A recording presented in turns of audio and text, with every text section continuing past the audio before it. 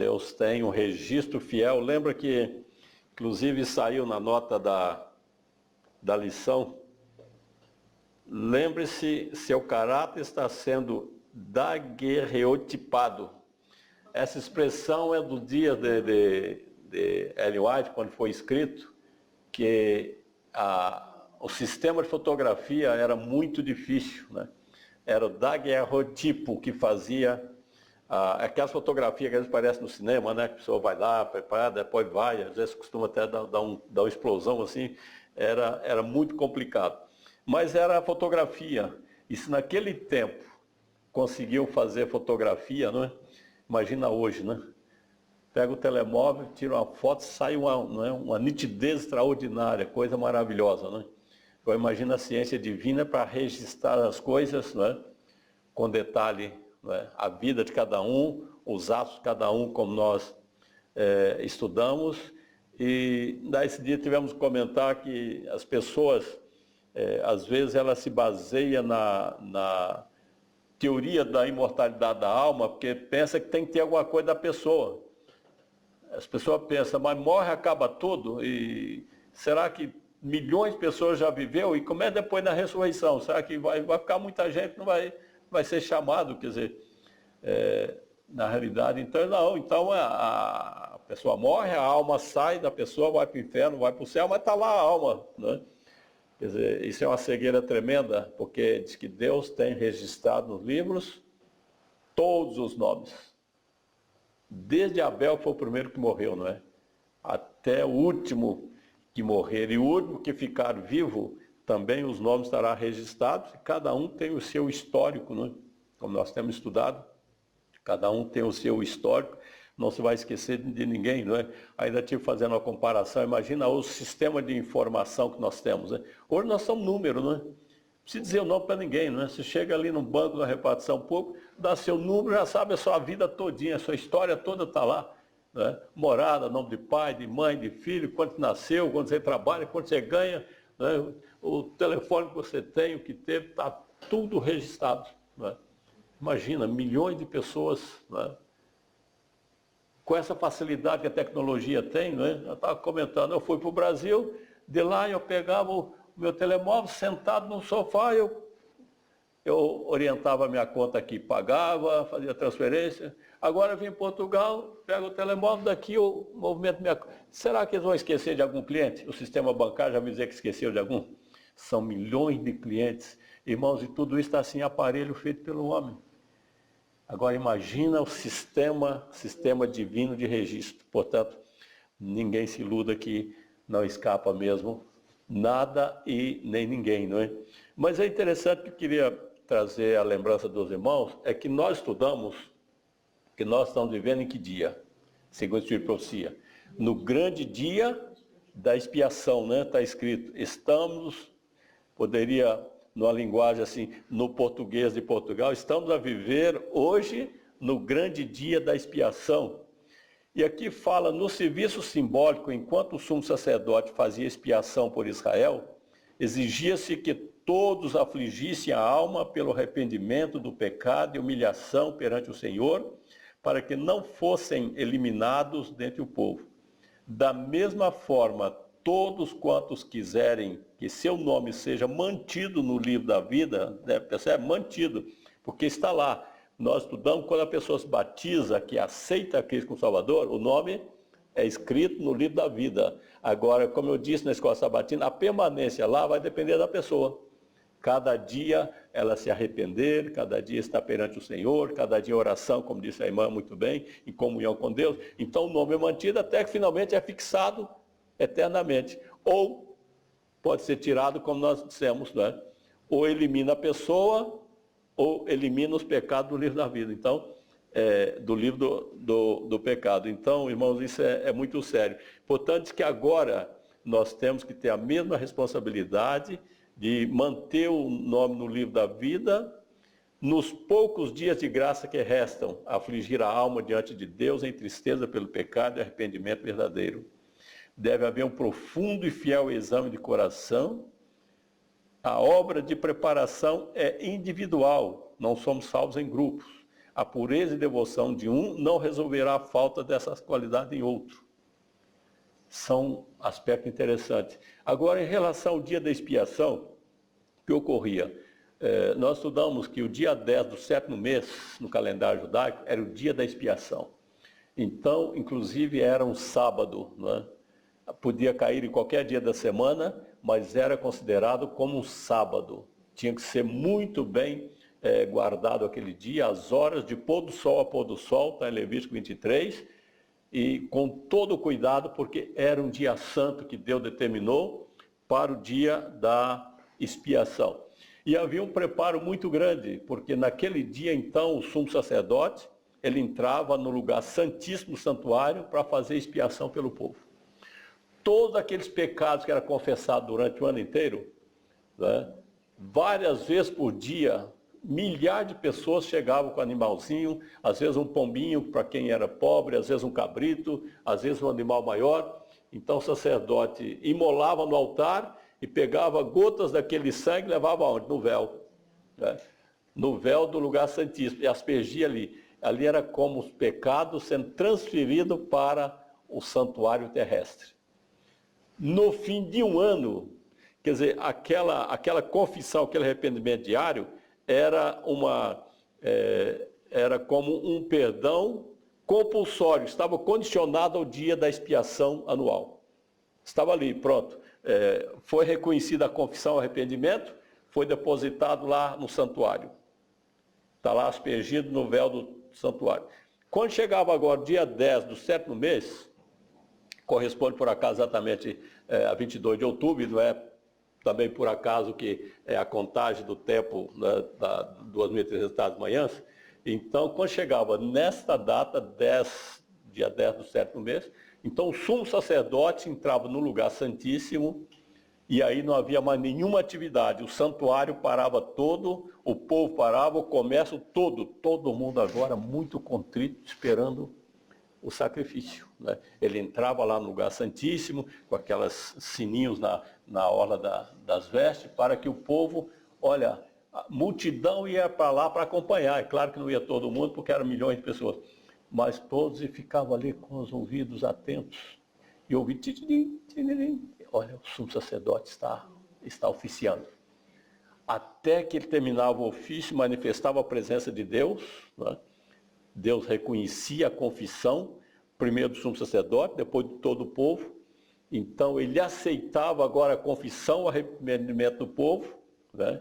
E concedia o perdão. Agora, irmãos, o que é mais importante, esse perdão era definitivo? Aqui está uma questão muito delicada. Tudo aquilo estava condicionado ao sacrifício do Cordeiro de Deus que tira o pecado do mundo. Todo aquele perdão, todos aqueles sacrifícios foram feitos centenas e centenas de anos a fio, e que o sumo sacerdote fez o sacrifício diante de Deus e foi aceito a confissão, o arrependimento do povo, tudo estava condicionado ao sacrifício do Cordeiro de Deus. Então, o que podemos entender? No tempo de Israel, havia uma expiação num dia literal, porém a expiação simbólica era com sangue de animais, de cordeiros. Perceberam? Era um dia fixo, dia 10 do 7º mês, porém uma expiação simbólica. Agora, o que acontece hoje? Quando estamos vivendo o grande dia da expiação, por quê? Nós estamos vivendo o grande dia de uma expiação com data simbólica, mas expiação literal e definitiva, porque é feita pelo Cordeiro de Deus, pelo próprio Filho de Deus, por Jesus. Então hoje para nós é muito mais solene, porque, como eu disse, todo aquele sacrifício feito durante toda a existência de Israel está condicionado agora a esse sacrifício, a essa expiação que Jesus está fazendo no santuário celestial, no lugar santíssimo. E por isso é que diz que ele começou pelos mortos. Todo o povo de Israel, todos os patriarcas, os profetas, Adão com sua descendência, todos começaram a passar por essa investigação nesse período que começou em 22 de outubro de 1844. E como eu disse, não foi assim apenas escolher uma data para até dia 22, não. dia 22 de outubro do nosso calendário gregoriano, coincide exatamente com o dia 10 do sétimo mês do calendário judaico.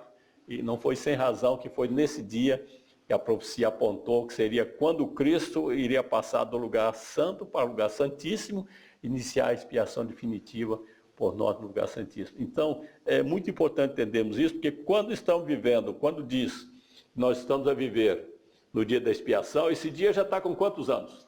Alguém tem a curiosidade de fazer as contas? Começou em 22 de outubro de 1844. Portanto, agora já vai fazer um mês que completou 175 anos. Irmãos, que dia longo, né?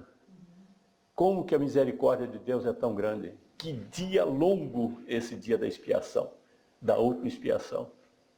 No tempo de Israel, era um dia de 24 horas. O sumo sacerdote entrava de manhã, não sabia quanto tempo levava, não está escrito quantas horas, mas certo é que naquele dia estava resolvido todo o trabalho. Aceito ou não aceito, mas era naquele dia. E pronto. Hoje nós já estamos aí com um dia de 175 anos. E é isso que eu quero deixar assim na mente nossa, saímos daqui pensando nisso. Quanto tempo mais Deus vai esperar? Quanto tempo mais de graça ainda temos, irmãos, daqui para frente? E agora, quando nós olhamos para o quadro do mundo, qual que é o quadro? É um quadro assombroso, né? Em todo sentido. Especialmente quando nós olhamos para aquilo que mais ofende a Deus, é que a imoralidade, o desafio, o insulto ao nome dele, a gente vê que realmente a situação é muito grave. O homem perdeu completamente o respeito, o temor, os direitos, né? Os direitos morais estão completamente invertidos. Hoje o que não presta, as coisas mais banais, é que aquilo que é o melhor para a sociedade, é o que se é defendido, e ai de alguém que fale qualquer coisa contra toda essa podridão que existe no mundo. Mas isso aí, o tempo de Sodoma era assim e o mundo é assim. Agora, quando as pessoas começam a desafiar a Deus, a blasfemar do nome de Cristo, a titular de coisas horríveis que não tenho nem coragem de mencionar aqui em cima do altar do Senhor, então agora o homem está mesmo a desafiar a paciência de Deus. Agora o que eu tenho chamado a atenção das igrejas, irmãos e dos irmãos, e nossa atenção, por que Deus não pôs fim ainda a esse mundo? Eu pergunto, ele está com pena do mundo ou com pena de nós? Aqui está a questão. Eu tenho certeza que por Deus ele já tinha posto fogo nesse mundo há muito tempo.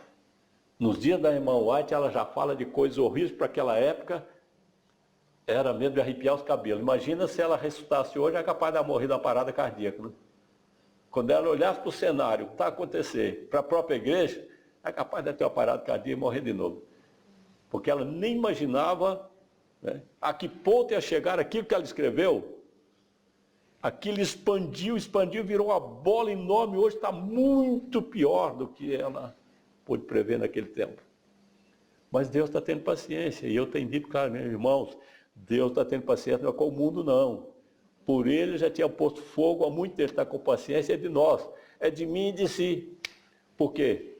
Nós estamos muito devagar. Nós estamos muito devagar, como nós estudamos, com a tendência para a humanidade. A reforma não é a igreja laodiceana, Deus me livre que se fosse, não tinha sentido nenhuma existência dela. Não é a igreja laodiceana. Agora, ela está no período de Laodiceia, e o espírito de Laodiceia, o que acontece? Ele muitas vezes contamina aqueles que estão na igreja. Mas o remanescente de Deus nunca pode ser laodiceano, porque senão não tem onde é que estão os fiéis então, se são todos laodiceanos. Mas nos diz que a profecia em relação à Laodiceia aplica-se a todos que vivem nesse período. Portanto, eu corro o risco de ser um laodiceano, né? Todos nós corremos o risco, e é isso que nós precisamos vigiar. Qual é o meu caráter diante de Deus? Com quem que eu estou me identificando? Com os laodiceanos ou com aqueles filadelfianos que originaram os adventistas do sétimo dia? A igreja adventista não surgiu laodiceanos. Já com o espírito laodiceano, não. Hipótese nenhuma. Se nós formos estudar a história, lá deixa bem claro que foram os remanescentes de Filadélfia que compuseram o povo, que deu a origem à nossa existência. Agora, a questão de caráter, isso vai de acordo com a evolução espiritual nossa. E se eu sou um laodiceano, ou quero ser uma pessoa de espírito filadelfiano, então é minha decisão. Agora, o que Jesus diz? Eis que estou à porta e bato, não é isso que nós estudamos? Né? Ele chega e bate. Bate hoje, bate amanhã, bate depois. Mas o que nós estudamos? Quanto mais tempo você demora para abrir, menos vai percebendo o toque. E depois, o que diz a lição de hoje, ou a recapitulação, não me lembro. Aí a sua ideia, a sua mente começa a ser povoada de tantos pensamentos, você começa a achar que está bom, que está normal assim, que é assim mesmo. Já viram aquela historinha daquele sapo que morreu cozido? Não é? Ele estava lá na poça d'água, estava bom demais. Aí foram aquecer na água, estava mais gostoso ainda. Agora ficou melhor ainda. Foi melhor ainda. A temperatura foi aumentando, então ele morreu cozido, mas não saiu de lá, porque olha, está cada vez mais gostoso, né? Só que não percebeu o quê? Então, irmãos, esse é o perigo nosso. Agora, mesmo nessa história, é melhor que seja quente do que morno. Ou frio ou quente, né?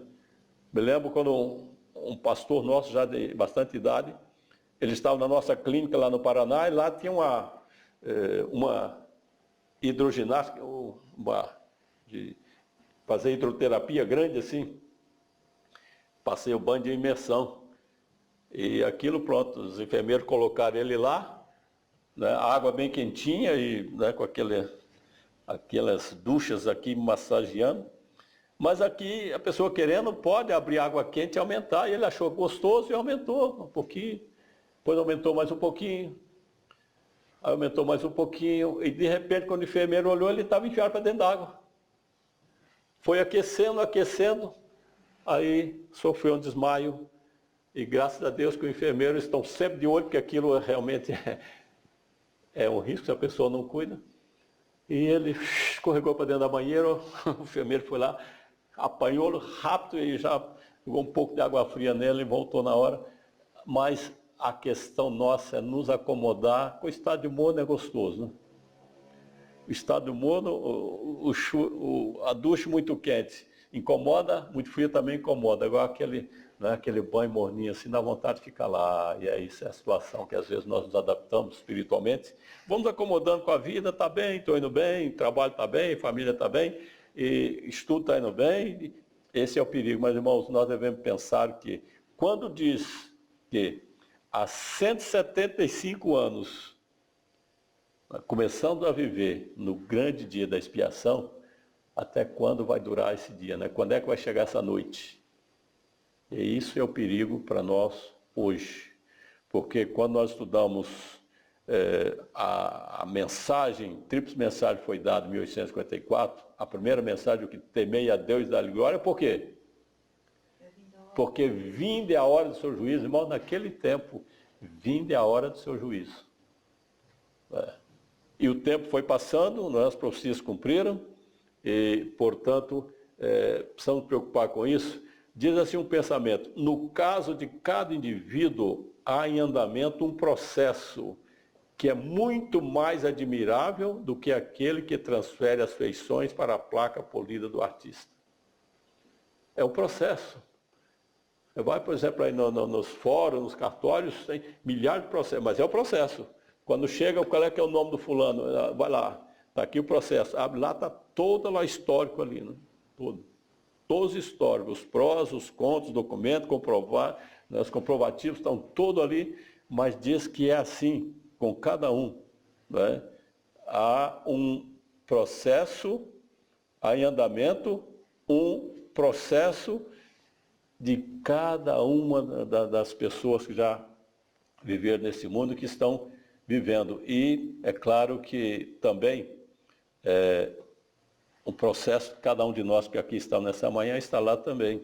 A arte fotográfica meramente imprime a semelhança numa substância perecível, mas no registro da vida é fielmente delineado o caráter, e este registro, embora obscuro, nunca pode ser apagado, a não ser pelo sangue expiatório de Cristo. Maravilha, né? Bom, lembra que essa é uma nota bonita na lição, né? Que é como se fosse uma ferida. Nada consegue sarar, nada consegue cicatrizar aquela ferida. E lá diz que a única coisa que consegue, aquela mancha, né? Não a ferida, uma mancha negra, né? E diz que a única coisa que pode fazer com que aquela mancha negra seja completamente dissolvida é o sangue de Jesus. E é isso que nós precisamos nos preocupar. Será que estamos habilitando para isso? Temos no coração essa necessidade? Então, irmãos, devemos ter em mente que não sabemos, o que está revelado é que o caso do juízo passaria para os vivos, não está revelado quando, nem que ano, nem que dia, quanto tempo ainda pode demorar, mas uma coisa é certa, que quando passar para o caso dos vivos, será muito rápido. Deus não vai permitir agora estar julgando os vivos, a nós, cada um de nós, nessa vida, nessa miséria, esse mundo miserável que nós estamos. Mas disse que pode ocorrer o quê? O homem está ainda vendendo, comprando, casando, dando em casamento, e fazendo festa, e tocando seus negócios, enquanto o nome dele, de repente... Portanto, é um período perigoso, porque pode passar para o caso do vivo e o nome de cada um de nós ser chamado, né? Agora, qual que é o apelo? Atos 3, lembramos das palavras de Pedro, né? Atos 3, 19 a 21, qual foi o apelo que ele fez ali à igreja, naquela reunida ali, aqueles que haviam rejeitado a Cristo, outros que estavam ali agora querendo ouvir alguma coisa que pudesse ajudá-los a tomar posição. Qual foi o conselho que ele deu? Arrependei-vos e convertei-vos, para que sejam apagados os vossos pecados, venha assim o tempo do refrigério pela presença do Senhor. Esse é o apelo para todos nós, cada dia. Isso não é só lá para quem não tem religião, quem não aceitou, quem não tem experiência de salvação. É um apelo que é feito para nós cada dia. Arrependimento, conversão, que é arrependimento? Tristeza pelo pecado e abandono do mesmo. E a conversão, mudança de rumo e de práticas. Não é? Ele diz que esse é o nosso lema, deve ser diário em nossa vida. Depois disso, aí diz que vem o apagamento dos pecados, que é exatamente o que Jesus está fazendo lá no lugar santíssimo, e vem assim os tempos do refrigério pela presença do Senhor. Agora, outra coisa, ele diz aqui na mesma passagem, que Jesus haveria de vir, mas o qual o céu contenha até o tempo da restauração de tudo. Enquanto não houver essa obra de reforma que nós estamos fazendo, por isso chamamos o movimento de reforma, né? É constante. O movimento de reforma é um movimento constante, sempre reformando, sempre procurando cada vez avançar mais. Nós lemos hoje que não pode ficar a linha assim quase que igual, né? Não podemos nivelar a nossa vida diante do mundo quase igual com o mundo. Diz que tem que ficar bem nítida a linha de divisão, de separação, entre aqueles que servem a Deus e que não servem. Bem nítida a linha. E diz que o qual o céu contenha até o tempo da restauração de tudo, pelo que Deus falou pela boca dos profetas. Essa é a nossa obra, meus queridos, é fazermos essa obra de reforma e continuar essa obra de reforma até preparar-nos para a chuva serôdia. E nosso desejo é que todos que aqui estão possamos alcançar isso, porque, como disse, todos irão comparecer ante o juízo. E é um pensamento que me chamou muita atenção, que diz assim: quando se assentar o juízo e se abrir os livros, haverá muitas revelações surpreendentes. Os homens não se apresentarão então como aparecem aos olhos humanos e juízos infinitos. Pecados secretos serão então expostos à vista de todos. Serão revelados motivos e intenções que estiveram ocultos nas escuras câmaras do coração. tudo aparecerá como uma fotografia da vida real. Naquela hora solene e terrível, a infidelidade do marido será revelada à esposa. A infidelidade da esposa ao marido. Pais saberão então pela primeira vez qual era o verdadeiro caráter de seus filhos, e esses verão os erros e enganos que assinalaram a vida de seus pais. O homem que roubou o seu próximo por meio de falsas representações não há de escapar com seus ganhos mal adquiridos. Deus tem em seus livros um registro exato de toda a conta injusta e de toda a transação desonesta. Já pensou quanta surpresa? Quantas coisas vai ser revelado assim diante de todos? A pessoa vai ver o caráter. Todo o seu histórico, tudo aquilo que achava que nunca ia saber, vai ser revelado. E nós precisamos cada dia pensar nisso, confessar nossos pecados a Deus, pedir perdão, porque quando for essa altura, o importante é que nós tenhamos o perdão ao lado do nosso nome, não é? E possamos enfrentar o juízo de mente erguida. E uma outra situação interessante, irmãos, hoje há milhares de igrejas, né? Milhares de pastores pregando salvação aí, de graça, salvação fácil, um céu barato, vai toda a gente para lá. Mas quando chegar aquele dia, diz assim, o povo vê que foi iludido. Um acusa o outro de o ter levado à destruição. Todos, porém, se unem em acumular suas mais amargas condenações contra os ministros. Agora eles vão enfrentar as consequências do seu engano de anos, né, em milhares de pessoas. Pastores infiéis profetizaram coisas agradáveis, levaram os ouvintes a anular a lei de Deus e a perseguir os que a queriam santificar. Agora, em seu desespero, esses ensinadores confessam perante o mundo sua obra de engano. As multidões estão cheias de furor. Estamos perdidos, exclamam, e vós sois a causa de nossa ruína. E voltam-se contra os falsos pastores. Aqueles mesmos que mais os admiravam pronunciarão as mais terríveis maldições sobre eles. As mesmas mãos que os coroavam de lauréis levantar-se-ão para destruí-los. As espadas que deveriam matar o povo de Deus são agora empregadas para exterminar os seus inimigos. O povo de Deus vai passar por aflição, vai ser ameaçado de espada, de morte, mas essas armas que os ímpios tinham intenção de usar contra o povo de Deus, agora vão voltar contra quem? Contra os falsos profetas, os falsos pastores, os falsos ensinadores. E aí haverá um morticínio tremendo. Deus vai permitir que eles se matem entre eles para que eles paguem a sentença do tanto tempo que enganaram o povo. Agora, irmãos, para concluir, eu não queria que ninguém saísse daqui apavorado, preocupado, porque quem sabe minha situação, meu caso, como está. A promessa é assim, o precioso Salvador enviará auxílio exatamente quando dele necessitamos. O caminho para o céu acha-se consagrado pelas suas pegadas. Cada espinho que fere nossos pés, feriu os seus. A cruz que somos chamados a carregar, ele a levou antes de nós. O Senhor permite que venham os conflitos, a fim de prepararem a alma para a paz.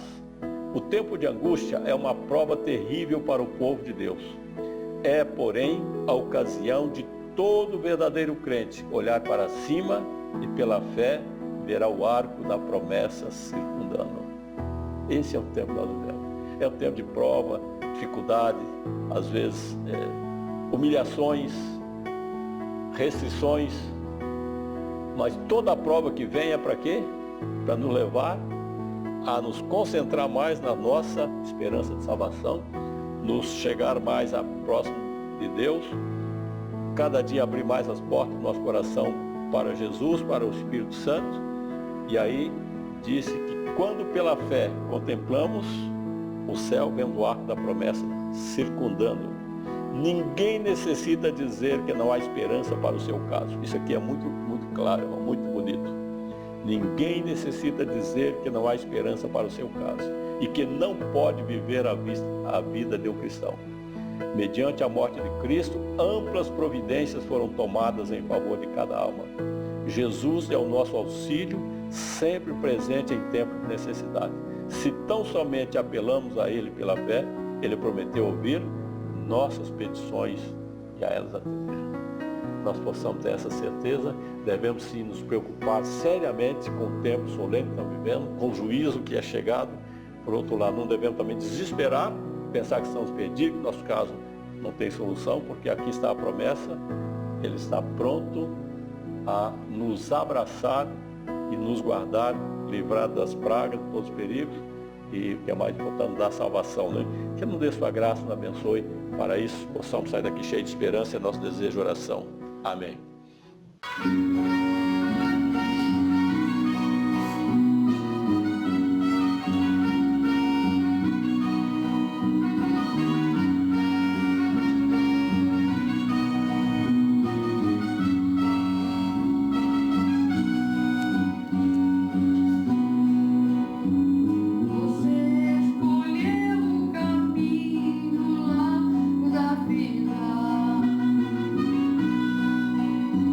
Pensando